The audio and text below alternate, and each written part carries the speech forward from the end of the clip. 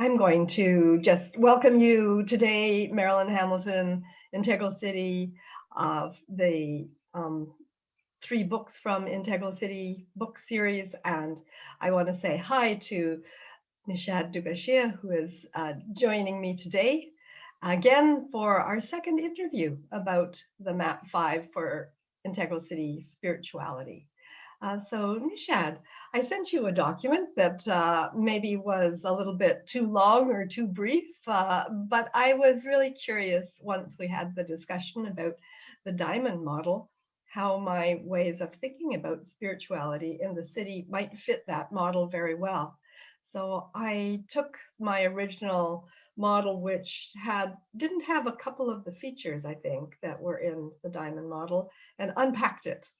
And I went back to my own descriptions in my books about how I'd been thinking about spirituality in the city, and I could see that much more could be said, and it might help us understand spirituality in the city much more clearly. And the thing I'm curious about is, I think the diamond model gives us an opportunity to sort of see a meta view of the city, but also many of the different faiths and belief systems that are practiced in the city.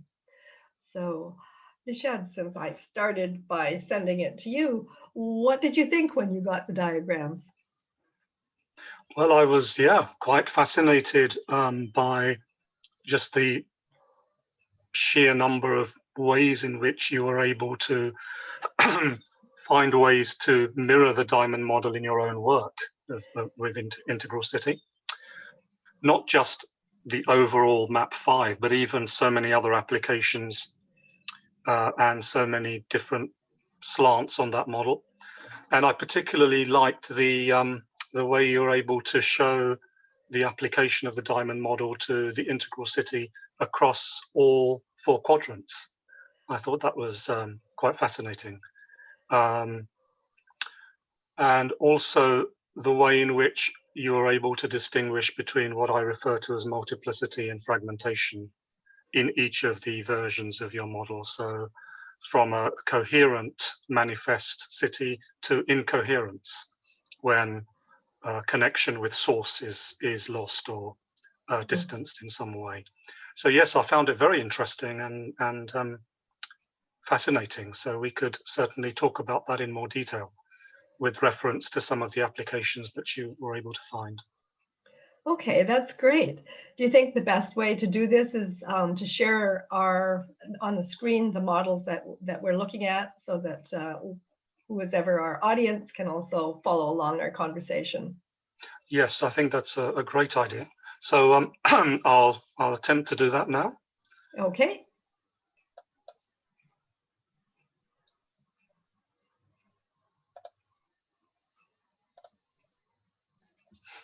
Okay, can you see that? I can. I even recognize it. Great, that's even better. Okay, is this a reasonable size, or shall I make it smaller or bigger? Do you think maybe making it a little bit smaller might be helpful for our viewers? Yeah, something like that. Okay, let's try this. Yeah. Great, so we have IntegralCity, Spirituality in the Human Hive, diamond model mapping, adapted from my diamond model by yourself. Did you want to just introduce the formats a little bit? Yes, so I have maps that reveal spirituality in the city in different ways. I've called them with numbers, and it's mostly because the sequence of those maps is what the sequence that they came to me. So I call map 1 the 4-quadrant perspectival map of holonic reality. Big long words to really signify that this is using the 4 quadrants that Ken Wilber developed. So looking at the city through the lenses of I, we, it, and its, and also looking another ways to name them as subjective, intersubjective, objective, and interobjective. So it allows us to see that we could look at the city in multiple perspectives. Map 2, I call that the nested holarchy of city systems. And in that map, we're actually nesting together the scales of human systems that exist in the city, from the individual to the family, to the neighborhood, to the workplace, to the community, to the whole city itself. And that nest means that at the scale of the city, all of those smaller scales are included in it. And the city itself is also included in its ecoregion, and the ecoregion is included in the planet. So the hierarchy goes right up from the individual to the planetary system. Map 3, I call that the scalar fractal relationship of micro, meso, and macro. And it's a social holonic view of the human species and systems. So it shows how an individual develops their capacities over time and then becomes part of a team. And then that team or group or even family could become part of a smaller system like a community or an organization, and that they all can then become part of the city. And so it's a much more granular kind of map. Many people have compared that map to how the zygote develops in utero. So it's actually quite fractal in thinking about the smallest system to the largest system.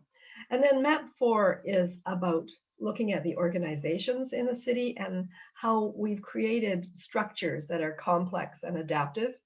And those structures go right from the hearth, the family hearth, right through to global structures that span the whole world now, and everything in between, and how those structures have not only developed historically, but I believe they all coexist in the city. So that's another reason that the cities are quite complex. So each map offers a different view of the city, and I've shared with you an animation of those maps, and that they actually flow from one to the other, and as you change your way of looking at them, you can see the patterns reveal themselves in the city. So these were all predecessors to map 5, which is what I thought we would be talking about. But as you say, I've sort of rethought a few of the perspectives here. And map 5 is spirituality in the city. So I won't speak to that until we start looking at it. Great. Well, thank you very much. So if I start showing the diagrams for the maps. So we've got map 1 there, which is, we have the four quadrants, I, we, it, and its. That's right. And also the 8 levels. Right. Okay. And right in the center, I always like to point out, right in the center is the evolutionary impulse that gives the energy for the unfolding, for the developmental levels. Yeah. Right. Okay. Great. Should we here just say a little bit about, just for some of our viewers who may not be completely familiar with the terminology, what we mean by a holon and holonic? Sure. Shall I start and you can add in? Just briefly, yes. So a whole, most people would understand that a whole is looking at the whole of something, but a holon is like looking at a subsystem. So anything that is a representation of a whole that becomes then part of another whole, that what creates this trajectory of holonic development. And it's a natural, this is why we talk about hierarchies. It's a natural hierarchy, if you will, that evolves out of the holons. But the holon itself is a whole in and of itself. Mm-hmm. What would you add to that? Yes, no, I think that's a great description. Yes, I mean, I think of a holon, it's a whole that's made of parts, and which itself is a part of a greater whole. Yes. So it has a relative autonomy, but it's also constrained in some way by both the larger whole of which it's a part, and determined in some way by the smaller parts which make up the whole. Yes. And we can think in this view of reality, the holon becomes the fundamental constituent of reality, if you like. Reality is built of holons. Mm-hmm. Mm-hmm. Okay, great. So if I move to... Yes, so here we have both map 3 and map 2, but I put map 3 as the next one in this sequence because you can see that across the top of map 3 is the individual leader or individual development of a person. And so this is like unpacking the 8 levels that you see in map 1. And you see that this is what I would call capacity development of that individual. And then you can see an arrow that takes it to the second cluster, where they're all grouped as high performance individuals. It could be like the teams I work with at Royal Roads University, or it could be a sports team, or it could be a family that has high capacity development. And then we move that into the third cluster where you see the organizations or agencies, and you realize, oh, there's lots of multiple individuals in that holon, if you will, but they're at different capacities. So this person who has developed high capacity may be interacting with people who don't have the same capacity as them. So they're going to have to be adaptive and interact with them in different ways. And then if you transfer that whole set of holons into the fourth cluster, then we've got a community or city, that level of complexity that shows, again, we have an even greater dilution, if you will, of the high capacity individuals in the total population. But it's actually fairly typical of an ecology, a system that has the different capacities interacting in an ecology of the city itself. Okay, thank you. A couple of quick queries here. How would you make a distinction between, in cluster 2 and cluster 3, between, say, for example, a group, and in cluster 3, an organization? How would you make a distinction there? Well, in this case, the group that I have in cluster 2 is special in that they've all got the same high capacity, and therefore they have the opportunity to be what I would call a high performance team. Whereas in cluster 3, they're intermixing with people who don't have the same history or background or training. So they are not all high capacity performers. And in fact, that particular group might have been completely broken up and is distributed in an organization. So in this case, I'm imagining an organization that would be much larger in size than those 5 individual group in the group. And so they would have different backgrounds, different trainings, different expectations, and the organization itself would be depending on the functions it was serving, hopefully fitting people into the right functional person to function fits. Okay, oh great, thank you. And also when looking at these clusters and looking back at the 4-quadrant model, is there a particular quadrant in which this particular example of clusters would go, or are we getting examples from across all the quadrants here? This is is this lower right, for example? Is this a lower right example? No, this is an all quadrants example. Okay. So the that top band there where an individual is developing, that's 4 quadrants developing greater and greater and greater capacity. So okay. if you took the plan view that it is available in map 1, you're looking down on the developmental levels there. Here I've broken them apart to show them in a sequence. Okay, so you'd have, if you like, a version of this sequence for each of the 4 quadrants simultaneously? Yes, this is the 4 quadrants simultaneously. Okay, yeah. I get you. Okay, yeah. Thank you. Okay, so we've got map 2 here, which is... Map 2, yes, sorry for interrupting. That's okay. So map 2, I call this the holarchy. So here we've got the individual at the smallest, and these are numbered in their greater, the scale direction, an individual included in a family, and that in turn is included in a group or a tribe. Altogether, they're included in organizations, and communities, the whole city, the ecoregion, the planet. So this shows how an individual actually is impacting the collectives that it is part of. And a lot of people don't realize the extent to which themselves as agents can affect collectives.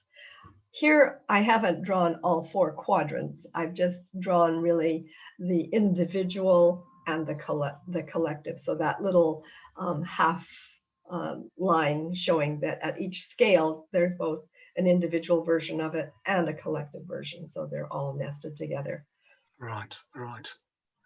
I mean, I really appreciate this, especially just going back for 10 seconds to the previous model. What I find really worthy of appreciation here is the way that you're bringing all 4 quadrants together in, if you like, the same holonic occasion, if that makes sense. Yes. Because I think one misunderstanding people sometimes have, I know I've had it in the past, is that if you look at the 4 quadrants, you've got holons in each of the 4 quadrants, and those holons are kind of separate from one another. But I think maybe a deeper understanding, which I think you clearly show here, is that there's really just the one holon which has these 4 different aspects. Yes, that's a really good point. And, you know, Wilbur calls it tetra arising. Exactly. Yes. All 4 realities are arising at the same time. Yes, yes. Great, thank you. And we've got map 4 here.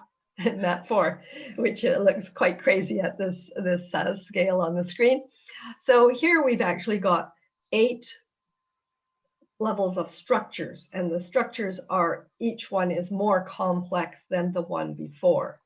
So hearth, and then clan grouping, then a dominator hierarchy, then a bureaucracy, then with different levels, then an enterprise with some workaround on those levels, then a social service, social agency that is showing the tolerance and plurality and acceptance of all voices, persons. And then finally at level 7, a system that is including all different kinds of structures within it. And finally, the most complex would be a global organization that is serving not only the different cultures and consciousness, but all the different structures that are interacting in the world itself. And since this relates in the city, I'm thinking, okay, potentially in the city these days, we have all of those organizational structures ongoing at the same time. Yes. And do these seem to relate to the levels of spiral dynamics? Would that be accurate? That would be quite accurate. And in fact, these diagrams are taken from that book. Yeah, so I yeah, I credit them with the formations. But it's very interesting to recognize structures as they evolve. This is also a map I use for a proxy for brain development. Because as we're developing as individuals, going back to that capacity diagram, whether we look at map 1 or map 3, our brain is actually forming structures that it builds on. And it's those structures that allow us to transcend and include what's gone before. Right. Because the brain is a very interesting organ in the body. It uses more energy than all the rest of the organs in the body. So it has to be as efficient as possible in doing that. And so when it learns a pattern that works, it sort of locks it in and then builds on that. It's able to do both self-organizing and structuring at the same time. So this is a useful map to use as a proxy for that, as well as our external structures. Okay, thank you. And would you say there is, when we look at these 8 levels, IS 1, 2, 3, 4, is there a transcend and include dynamic between each of these as well? Yes, technically there is. because if you try to live in a society without the requisite previous structures, you'll find that you're not able to support that structure. Say if you look at level 5, which would be orange. So lots of people want to just sort of snap their fingers and put an enterprise, entrepreneurial organization in a society that hasn't yet built the blue structures of law, or has ways of having the dominator structures at level 3 able to come into a conflict-less agreement so that they can, make peace instead of war, is able to embrace the cultures that are very important to clans, and also, of course, the whole health and well-being of the family, which I still think everything else is resting on, no matter what different kinds of versions of the family we have these days. Yes. I mean, I think that's a very important point, because sometimes the temptation might be to have some kind of idealistic idea of developing, say, IS6 or IS7, without realizing that you actually need to go through this process and build IS3, 4, 5 first. You can't just leap up to 6 or 7. There is a developmental sequence that needs to be followed, simply because of the holonic nature of things. Exactly. So, and when we think about that internally for individuals, then we recognize all the things that we would like to be happening these days, like partnering, cooperating, collaborating. Well, we will not easily get to partnering, cooperating, and collaborating without having the requisite structures that enable us to do that. Yes, yes. Great, thank you. So now map 5. So map 5. Here's the guilty party. Yes. So this is my original drawing of map 5. And what I was trying to imagine was, how could I embrace those previous maps in a way that recognized my sense of how we were connected in a spiritual field, and how would I represent that? So I've represented the ground of being with love. So saying those flashes of love there represent the ground of being. So in the ground of being, I'm imagining there is, I call it source. Some people would call it God, the force, many different names these days. And that there is an involutionary impulse that brings that capacity down into manifesting, in this case on Earth, in this case a city, that has come out of the growth systems, the natural systems of humans developing within a context. I have embedded there the 4-quadrant model, but I've shifted it around to actually use the words we often use to describe spirituality more, and simply called them the beauty, goodness, and truth. And there's a long article that this belongs to that I also talk about grace and place and space, which are, in some respects, when you put those all together, what Wilber would again translate the big 3 as opposed to the 4 quadrants. Yes. And that evolutionary impulse then has a return to source that is the evolutionary part of this cycle. So I imagine the evolution emerging from what Wilber would call the gross world manifest up through subtle realms, causal realms, back to source, so that it's actually a cycle. Some people would say it's a toroidal cycle, or a Mobius cycle. And since I'm just drawing it on flat 2 dimensions here, this is what it came to look like in the way I first drew spirituality in the city. Great, thank you. A quick question about this cycle of involution and evolution. Is this something, do you see this cycle as something that happens over long periods of time, a sort of a historical event, or is it something that's also happening in each moment? Is it both of those or one of those? Yeah, I think it's probably both. Mm-hmm. Yeah. So, I mean, if you used the lens of paleontology or evolutionary sciences, that's over a very long time. Mm-hmm. But if we think in terms of holograms and fractals and non-linear time, it's happening in every moment as well. Right, right. Great. So probably all of this is just my description that I lifted from the book that I've just spoken to. okay. Do we want to say anything about this, or shall I move on to the diagrams, the next diagram? I think we can move on. Okay. Yeah. Okay. This looks familiar. Yes. So this is, shall I give a brief introduction to this? Yes, please. So this is what I refer to as the diamond model.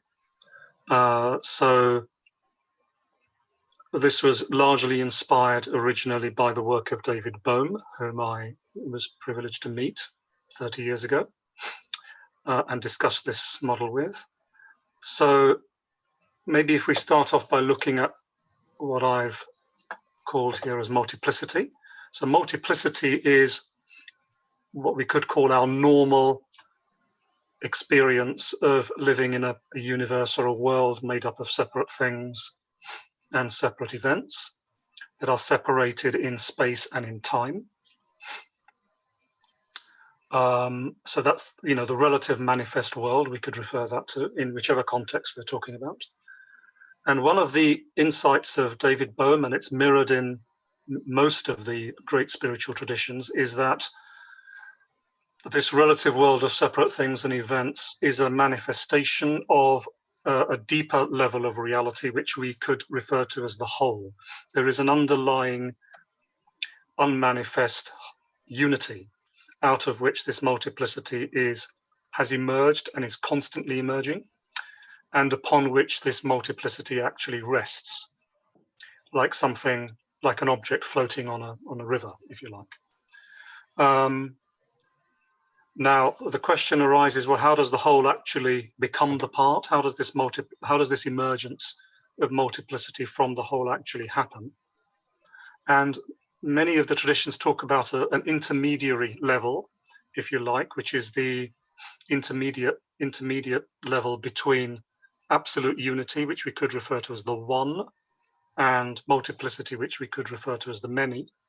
So there's a great saying in Taoism, for example, that the one becomes the two, and then the two becomes the many. So this level of two-ness is often described as the arisal of some kind of polarity, some kind of primordial polarity, which, and I've given the example here of subject and object, so that there's a separation takes place within wholeness between a presumed self and a presumed other, a subject and an object, a self and other. There are other ways to frame this. Masculine and feminine is one that's frequently used, yin and yang, and so on. Now, if multiplicity, because multiplicity has a relative autonomy, there is always that potential for multiplicity to act in a way that is out of harmony, or seems to be out of harmony, with the underlying whole. And multiplicity then loses awareness of its own underlying unified nature, and what we could refer to as parts, those become what we could refer to as fragments.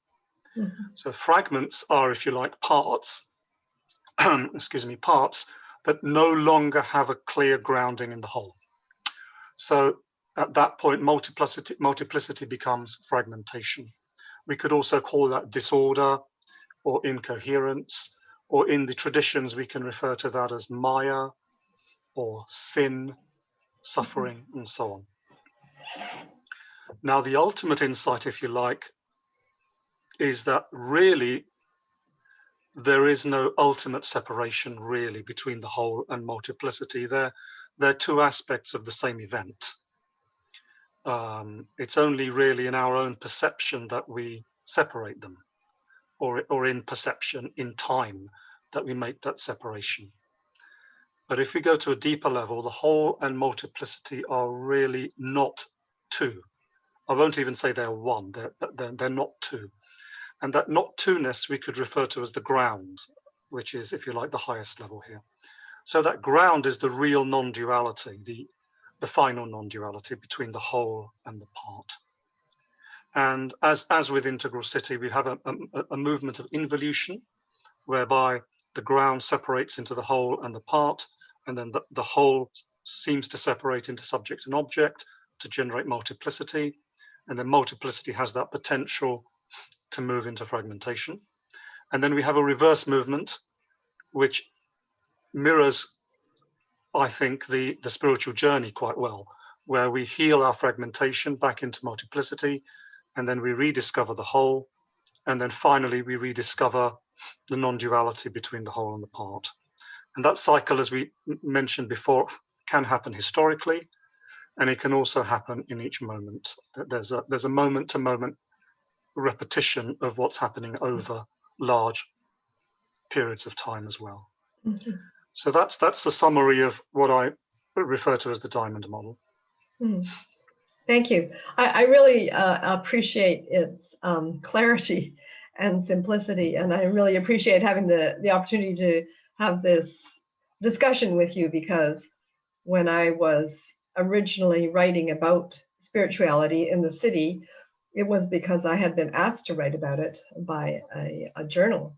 And so I had to do a lot of really heavy lifting, I think. And so I feel like discovering this diamond model that you've mapped out allows me to see what I was probably groping for and haven't quite yet managed to offer as clear as it could be. So I appreciate this. Thank you. Thank you. Thank you. I mean, when this model was being developed, one of the things that I wanted to do was to make it as simple as possible, to include the fewest number of elements, if you like, that I could get away with. Mm-hmm, mm-hmm. And I think this was the simplest that I was able to actually come up with. Can I ask you a question about the relationship between the ground and the whole? Yes, of course. So how do you imagine the whole emerges from the ground? Yes, I mean, that's a great question. Referring back, I mean, the tradition that I'm the most familiar with is Hinduism. Mm-hmm. So talking in Hindu terms, there is what is there, the ground is referred to in Hinduism, in some schools of Hinduism, as conscious light. It's the underlying ultimate reality of everything, mm-hmm. which is both conscious and it's also light. It's also energy. It's consciousness and it's also energy. Mm-hmm. And I think what happens is there is an initial separation, if you like, or an apparent separation between consciousness and energy. And in a way, it's a subject-object separation even before mm-hmm. what I've referred to here as subject and object. There's even a much more subtle dualism that arises when the whole emerges from the ground. And in that separation between consciousness and energy, implicit in that is a separation between the whole and the part. The whole would refer to that underlying consciousness or awareness, and energy is the potential for multiplicity because energy can become parts.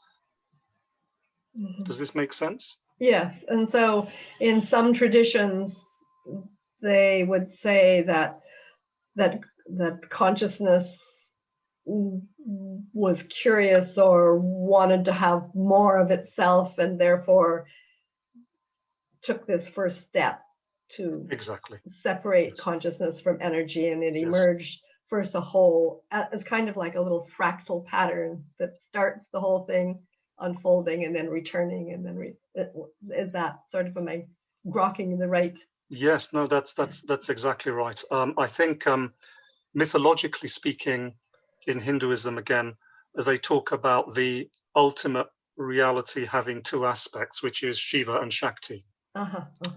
So Shiva is the whole and will always remain the whole. Shiva is never going to separate into small parts. But Shakti, the feminine principle, contains within it the seed of multiplicity, the seed of separation.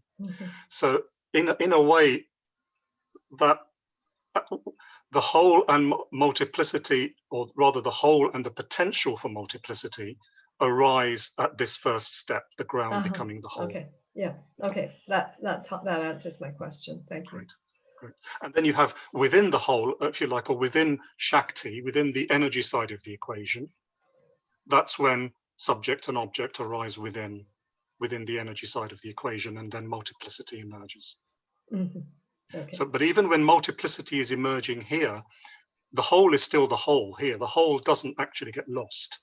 So Shiva remains Shiva here, while Shakti engages in her play of subject, object, and multiplicity here. Okay. That's an interesting way for me to look at Shiva and Shakti too. Thank you. Thank you.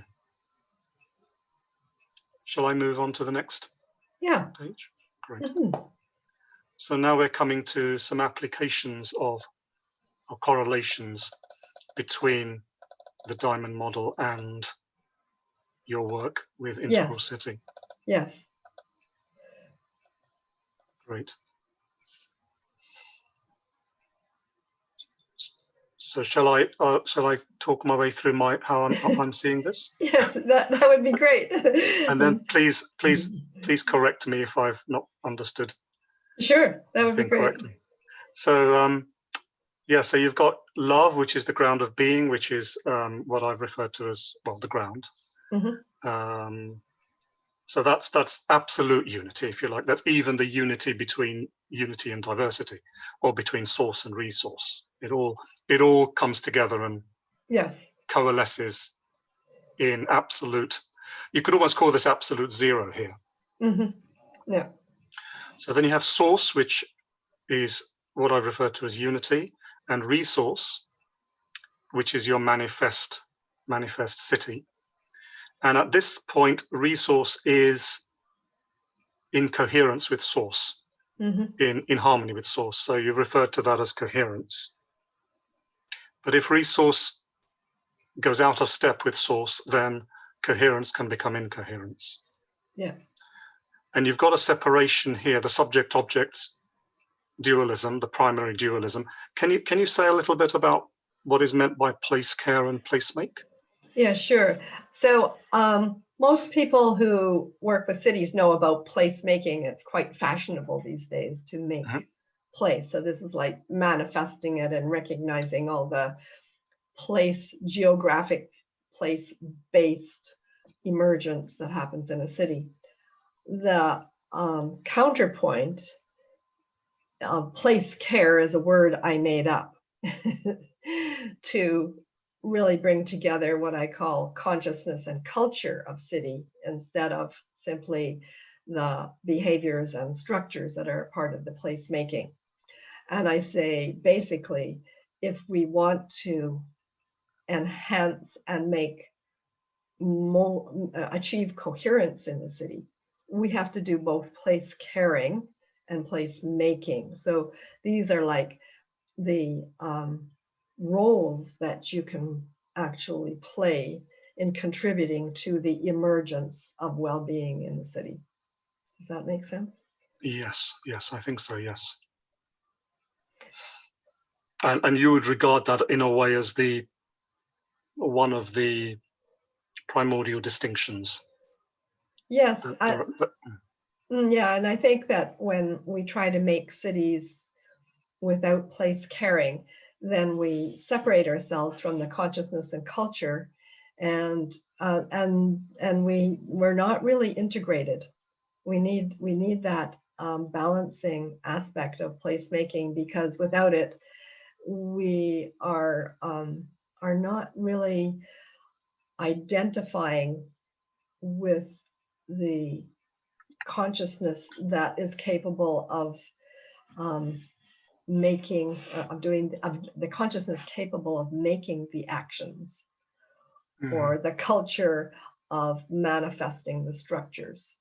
So we need to know all four: consciousness and culture on the place carrying side, and the actions and structures on the place making side. Right, that makes sense. Yes, perfect sense. So in a way, that distinction between place care and place make reflects the distinction between the interior and the exterior. Yes, very much. Yeah. Great. Okay, that makes total sense. Shall I move on to the next one? Yeah, let's see what happens with the next one. Okay, so that's map 5A, and you've got a 5B here.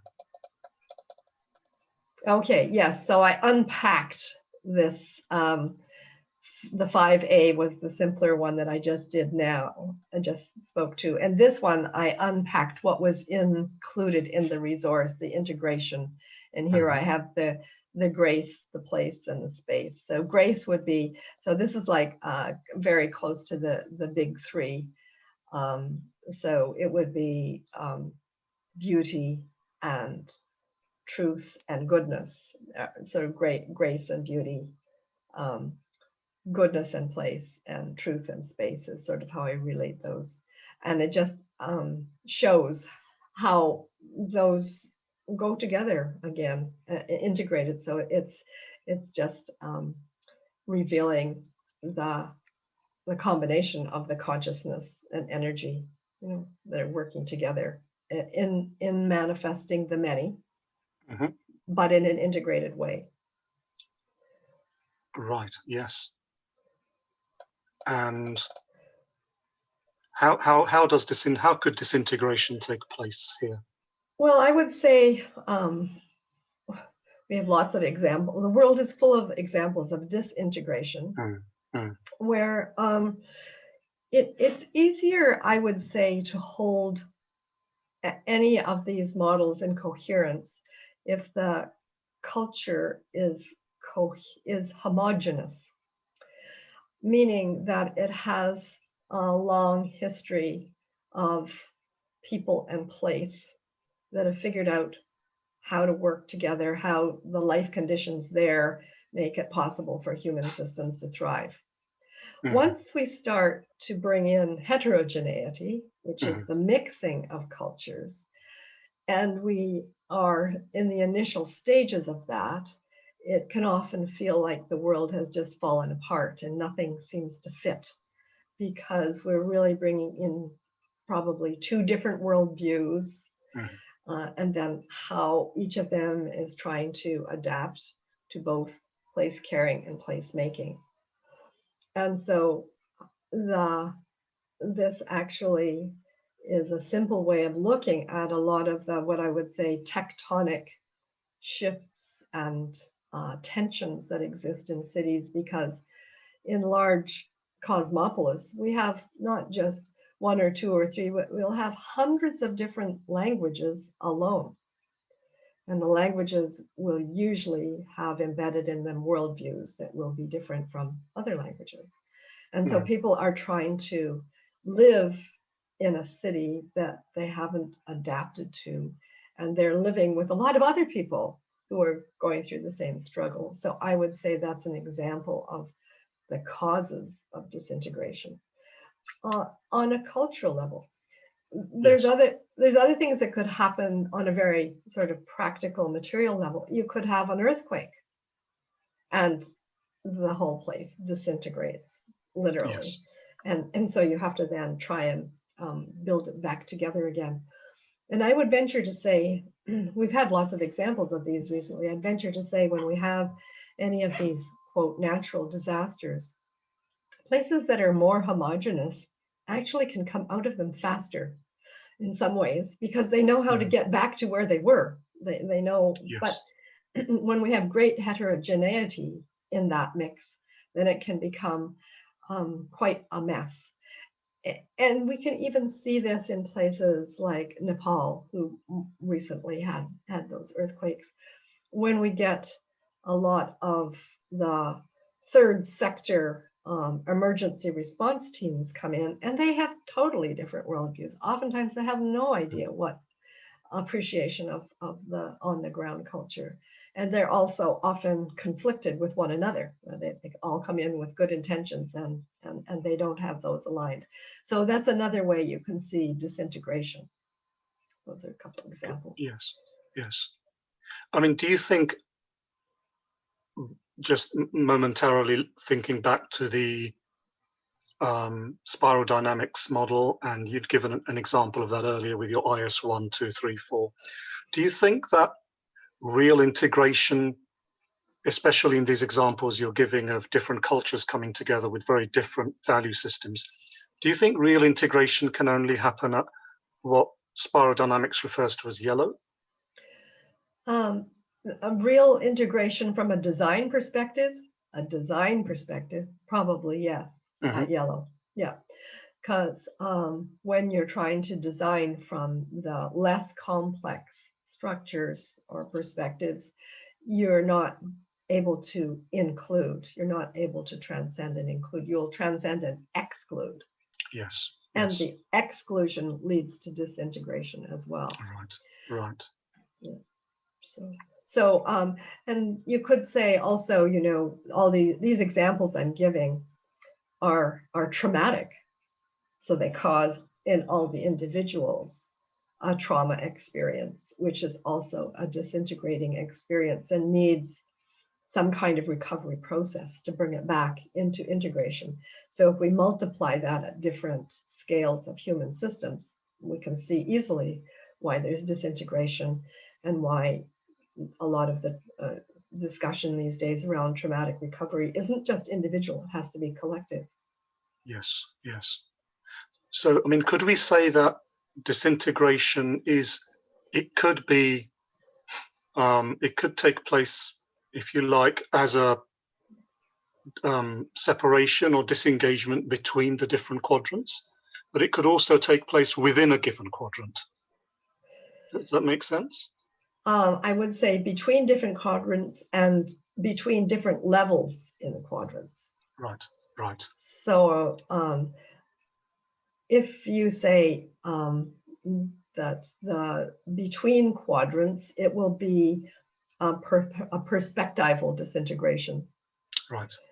And so when that happens, then it's an experience that is disunifying for sure. And we would have to find ways to support the system to come back into integration.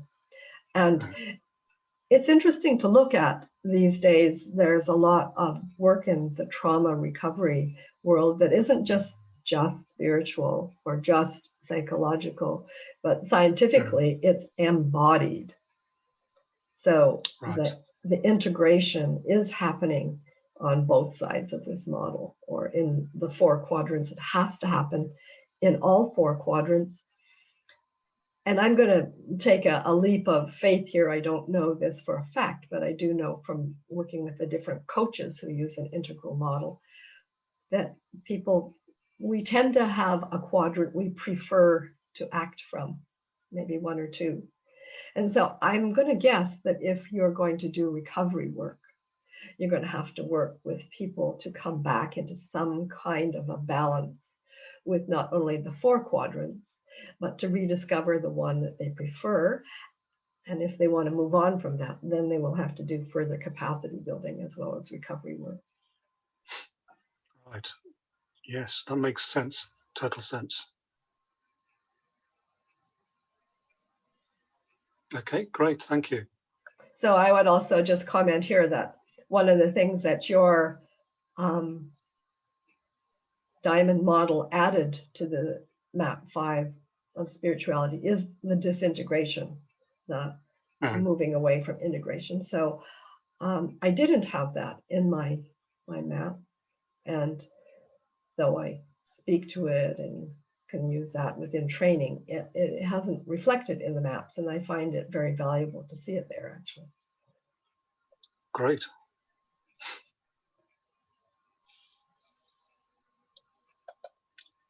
Okay, so so I don't know. We've covered a lot of ground, and we've spent pretty close to the time that we allotted today to do this. yes, I can see where the next slide was going to take us into the Master Code of Care, which I would like to maybe suggest we could start there when we reconvene, because we've booked another session, and I think that would be a really good place to start, because that has a great interest for me around redesigning governance for cities. So having a diamond model to even think through the Master Code of Care is very useful. Yes, no, that this is a good place to pause, because the next set of models, I think the next 4 models relate to the 4 quadrants. So we could start again here next time. Okay. Great. That's great. Close down the screen if I can.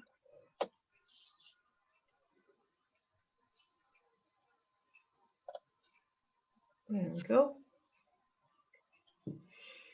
So maybe we can just conclude, Nishad, by saying, so what would we reflect on our discussion today as what's been valuable for you about it? And I can say the same thing. Well, what's been valuable for me is that as I see further applications of the diamond model in different contexts, it deepens my own understanding of the diamond model, because every application, if you like, gives a greater depth to that model and to understanding the different nuances that come out from seeing how this fundamental diamond structure seems to be manifesting all over the place. And in that context, I'm learning, and I've learned a lot about something I've really not thought about or looked into at all, which is the issue of the city. So I appreciate that very much. Thank you. Yeah, and for me, you know, it's all well and good to develop models that look, I think that's something we may have in common, but to actually take them out and see, can they be effective in the world? Can they actually apply operationally? Of course, my calling to look at the city is a never-ending quest to, well, how might this work in the city? How would this model help us to better understand the dynamics? Because I find when people look at human systems, even within the integral world, they're all very happy to look at the individual. A lot of them will look at teams and organizations. And then they want to look at nations or the globe. And I always say, but there's an intermediary scale. Actually, it's where most people live. It's in cities.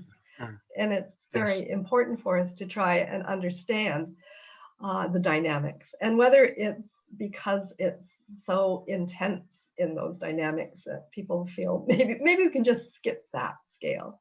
But I feel like the diamond model is much more reflective of the city scale than at nations, because the city it is a whole-on. I personally don't consider nations to be whole-ons unless they happen to be city-states. There's a few places that are like that. And the reason that I don't consider nations to be whole-ons is because they're not fractal, whereas the city is fractal on the human system. And I think when we look at it through this diamond model, we can see it's fractal of the whole system. So that's one of the reasons I really appreciate it, and that I dared to see what else could I learn through the diamond model than simply looking at map 5. Yeah, so we'll look at some of those the next time. Yes, let's do that. And yeah, I look forward to that very much. Yes, me too. Thank you so much. Thank you, Marilyn. Till the next time.